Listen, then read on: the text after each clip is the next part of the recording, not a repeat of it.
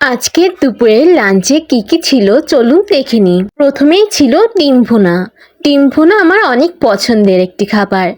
এর সাথে ছিল পোলাও। ডিম ভুনা পোলাও খেতে কি মজা, আমার তো খুবই ফেভারিট। এরপর ছিল পোলাওয়ের সাথে মাংস। এটা মুরগির মাংস ছিল। সাথে ছিল চুই ঝাল, খুলনার বিখ্যাত চুই ঝাল। এখন একটু আলু নিয়ে লেবু চেপে শসা নিয়ে এভাবে খাবো। আহ কি দারুণ! আম্মু, রান্নাটা খুব মজার হয়েছে।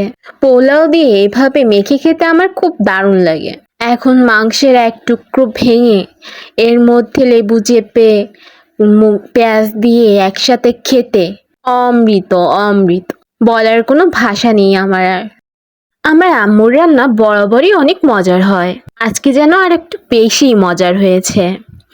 এরপর শেষ পাতে পোলাও আর মিষ্টি দই দিয়ে মেখে খাওয়া শেষ করলাম। বাসায় যদি পোলাও রান্না হয় তাহলে আমার তো দই লাগবেই, তাই জন্য ছিল আজকে দই।